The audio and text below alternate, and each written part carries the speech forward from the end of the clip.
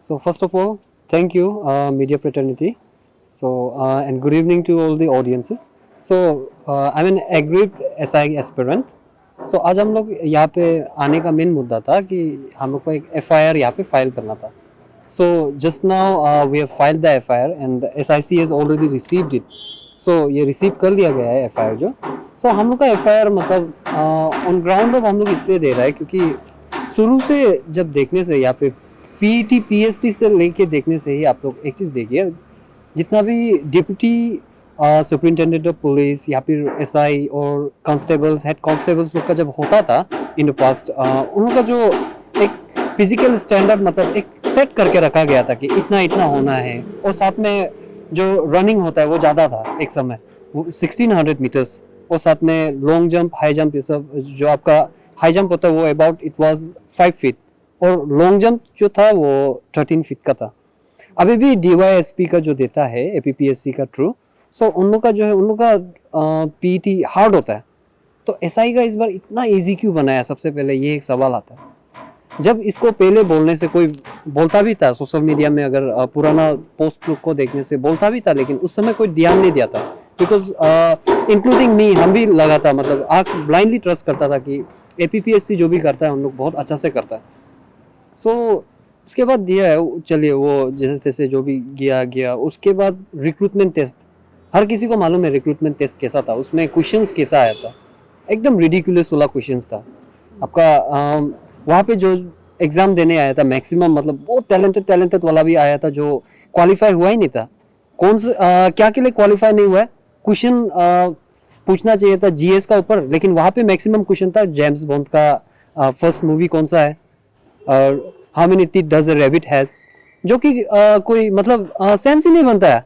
मतलब वो he is preparing for SI, वो SI बनने के लिए वो एग्जाम देने जा रहा है, रेबिट का दांत गिनने नहीं जा रहा है. Is not appearing for some this veterinary officer और कुछ, मतलब सॉरी, हम किसी को ये नहीं करना चाहता है. ये वेटरिनरी का नाम लेके हम उसको क्या बोलता था, हाँ, डिफेम नहीं करना चाहता है ना.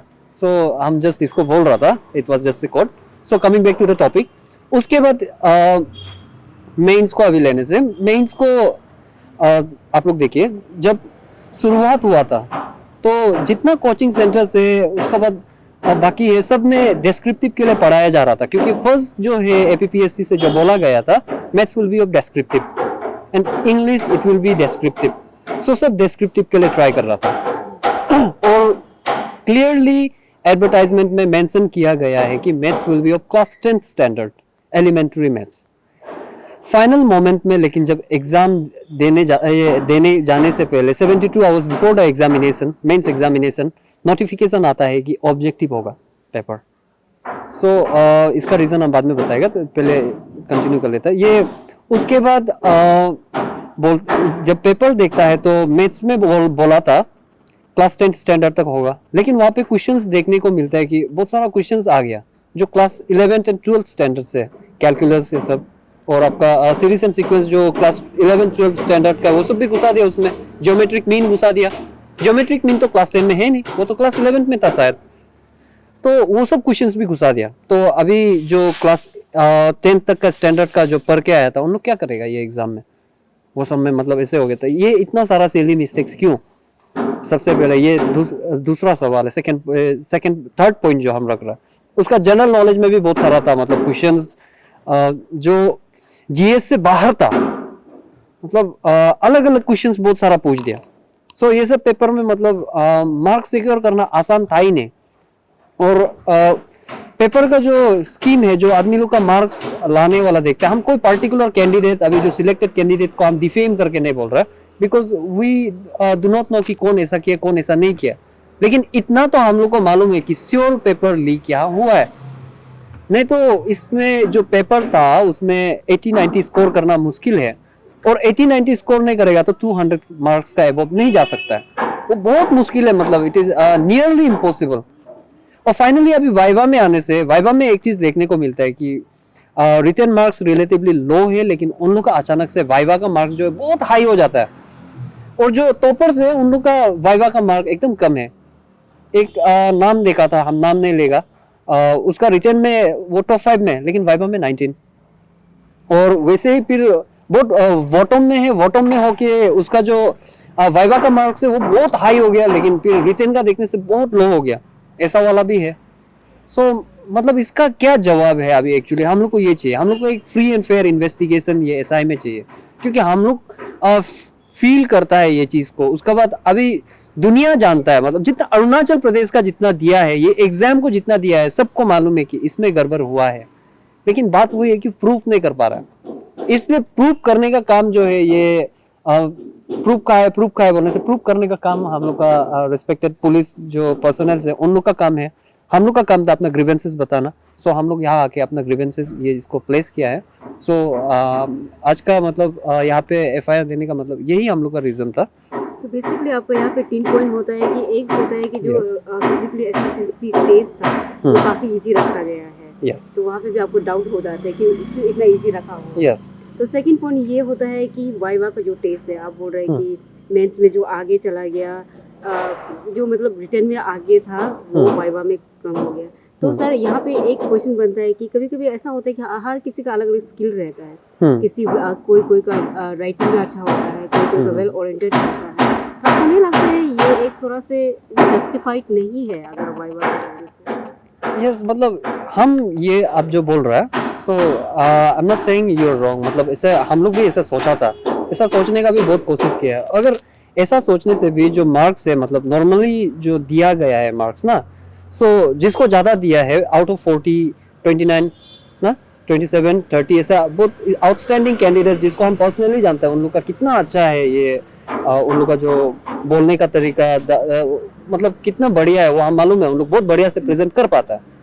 फिर भी मतलब कोई कोई कैंडिडेट्स जो है वो एबनॉर्मली बहुत ज़्यादा मिल गया, और मतलब जो टॉपर्स लोग है वो बहुत कम, मतलब इसलिए हम बोल रहे हैं क्योंकि मैक्सिमम जो है वहाँ पे देखने से, आप एवरेज मार्क देखने से जो बहुत जिसका ठीक नहीं गया वाइवा, उन लोग का भी देखने से 20, 21, 22, लेकिन 19 कुछ ज़्यादा ही कम हो गया मेरा हिसाब से। जो 19 मिलता है या फिर ज़्यादा और उससे कम मिल जाने से, वो मेरा हिसाब से मतलब जो टॉपर्स लोग का है उससे थोड़ा मतलब उन लोग से और थोड़ा ज़्यादा एक्सपेक्ट किया जाता है, जो यहाँ पे मतलब ऐसा नहीं है।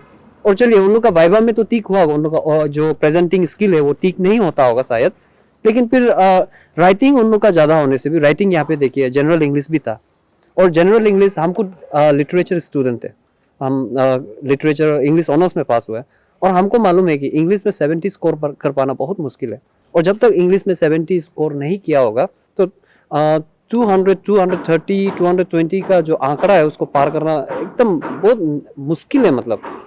और जो इंग्लिश है इसमें हम भी अपने स्टूडेंट्स को मतलब रेयरली, अगर मेरा साथ हम स्कूल ये सब में पढ़ा चुका है, बहुत ब्रिलियंट लिखने से भी हम 70 बहुत मुश्किल से देता था, क्योंकि मतलब इंग्लिश सब्जेक्ट ही ऐसा है, इसमें जितना लिखने से भी मतलब मार्क्स उतना मिलता ही नहीं है कभी। अब अगर ये बात को बिलीव नहीं करता है बोलने से, आरजीयू में भी कोई लेक्चरर्स होगा, उन लोग से भी आप वेरीफाई कर सकते हैं, 70 स्कोर कर पाना इंग्लिश में बहुत मुश्किल है। तो ठीक है, आज आपने एसआईसी में कंप्लेंट करने आया तो उसका रेस्पॉन्स क्या था? क्योंकि लास्ट टाइम में हमने ये सुनने में आया था कि एडीओ का भी रजिस्टर नहीं कर रहे थे उन्होंने, तो इस बार क्या रेस्पॉन्स आया आप लोग? सो रेस्पॉन्स तो अभी यही है कि they have taken up the case, और उन लोग ने हम लोग का सामने मतलब रिसीव, ये जो फाइल रिसिप्ट वो कर दिया था सब कुछ। उसके बाद हम लोग को बताया भी है कि अभी किस तरह से केस जो चल रहा है। हम अभी ये चीज़ को यहाँ पे डिस्क्लोज नहीं कर सकता, क्योंकि उन लोगों ने भी बोला है, क्योंकि वो उन लोग का अंदर का मामला हो गया ना, अभी ये चीज़ को हम पब्लिक नहीं कर सकता है। लेकिन मतलब अभी और बहुत सारा केसेस उन लोग का चल रहा है, मतलब ये 2017 से लेके ये आपका अभी तक का केस ना, ए सिविल को तो already as we all know CBI ये केस को हैंडल कर रहा है। सो वी होप कि जो हम लोग का जो केस है इसको भी एसआईसी एकदम पॉजिटिवली बढ़िया से ले जाएगा, और अगर यहाँ पे जो कल्प्रिट्स है इन लोग को पकड़ता है तो इन लोग को कड़ी से कड़ी सजा देना चाहिए। क्यों बोलने से, देखिए पुलिस का जो काम होता है वो सोसाइटी को रक्षा करना होता है। सो यहाँ पे भी घूस दे के घुस जाने से अभी सीधा सा बात है, उन लोग कल को जाके उन लोग सोसाइटी को रक्षा करेगा ही नहीं। उन लोग अपना अगर 40 लाख दिया, 30 लाख दिया, उन लोग सबसे पहले उसको ये करने का, रिसीव करने का कोशिश करेगा, रेस्पॉन्सिबिलिटी कहाँ आएगा तब तो। सो बात ये है, डेट इज वाई हम सीधा बोलते हैं, ये जो अभी तक का जितना फियास्को है सबको काउंट करने से इतना ही बोलता है, जब तक इसको हम लोग इंकरेज करेगा, डिस्करेज नहीं करेगा, हम लोग को वही खराब वाला गड्ढा रोड मिलते रहेगा, जिसको हम लोग ये न्यूज़ ये सब में देख के ये रोड कब ठीक होगा बोलेगा, वही खराब वाला लैंडस्लाइड वाला जगह मिलते रहेगा, वही खराब दिलापिलेटेड रिटेनिंग वॉल्स मिलते रहेगा, वही करप्टेड पुलिस ऑफिसर्स मिलेगा, वैसा ही टीचर्स मिलेगा जो पढ़ाने नहीं आता है स्कूल में, उन लोग बस पेमेंट लेता है। ये सिस्टम को ठीक करना है हम लोग को, और इस बार जब तक ये सिस्टम ठीक नहीं होता है हम लोग भी शांति नहीं बैठेगा। सो इतना ही बोलना है। Thank you. गुड इवनिंग सबको ना। तो आज हम लोग यहाँ पे एसआईसी पे आया था, या हम लोग का जो एसआई का जो एग्रीव कैंडिडेट्स है, आज हम लोग आया था यहाँ पे एफआईआर दर्ज करने ना। हम लोग यहाँ पे एफआईआर दर्ज करने का आने का सबसे पहला रीज़न है कि जो वहाँ पे डिप्टी कंट्रोलर ऑफ एग्जाम था ताकिद जेरंग ना, अभी हम लोग जब पता चल रहा है कि ताकिद जेरंग कितना सालों से वो ना पेपर बेच के आ रहा है, तो हमको लगता है कि हम लोग का एग्ज़ाम ऐसा कोई डिफरेंस नहीं था कि उसमें वो उन्हें किया होगा ना, क्योंकि वो एक इन्फ्लुएंशियल वाला पोस्ट में बैठा हुआ था ताकिद जेरंग जो एपीसीएस का उसमें। तो ये 100% श्योर है कि वो हम लोग का एग्ज़ाम में भी अपना हाथ डाला होगा हल्के, और बहुत सारा कैंडिडेट है अभी हम लोग का लिस्ट में ना कि ताकिद जेरंग से रिलेटेड वाला। तो हम लोग का जो भी इनपुट्स था हम लोग आज उसको एसआईसी को सबमिट करके आया है। और सेकेंडली जब हम लोग बात करता है कि बाकी एग्ज़ाम का, तो वो है कि आप जैसे सिविल सर्विस का 2017 का देखें, वहाँ का मेंस 8 पेपर का होता है ना, 8 पेपर वो भी डिस्क्रिप्टिव टाइप में। इतना 8 पेज को अगर आप इजीली रीराइट कर सकते हैं बेडरूम पे जाके ना, ले जाके आप बेड पे जाके रीराइट कर सकता है, तो आप सोच के देखिए हमारा जो एग्ज़ाम का 3 पेपर था, जनरल इंग्लिश, जनरल मैथ, इसका बाद जनरल इंग्लिश। जनरल इंग्लिश पे सिर्फ क्या था कि डिस्क्रिप्टिव था, बाकी जो 2 पेपर था वो सिर्फ OMR बेस था वो जो। तो OMR को तो आपका पास अगर आंसर की होगा तो उसको तो चेंज करने कुछ समय नहीं लगेगा ना, वो आराम से उसको आप रीराइट कर सकता है OMR सीट को। और आपको हम एक बात बता देना चाहेगा, जब हम मेंस लिख रहा था, मेंस लिखते समय में इन्विजिलेटर जो था वो बोल रहा था कि किसी को भी OMR सीट नहीं मिलेगा ना, आपका एक बार वंस गलती हो गया तो गलती हो गया, आपको दोबारा नहीं मिलेगा। जबकि वो इन्विजिलेटर का हाथ में क्या था कि ऑलरेडी बहुत सारा वो था OMR सीट एक्स्ट्रा हाथ में पकड़ा हुआ था। तो मेरा वही उधर से उसमें तो हम लोग क्या था कि एपीसीएस का ऊपर में इतना ट्रस्ट करता था ना, इतना ट्रस्ट करता था कि उसमें तो हम लोग डाउट गया ही नहीं था। लेकिन अभी जब हम लोग ये एपीसीएस फियास्को को अभी जब हम लोग क्लोजली मॉनिटर कर रहा है, देख रहा है, तब हम लोग को रियलाइज हो रहा है कि अरे उसमें भी ऐसे हुआ था होगा।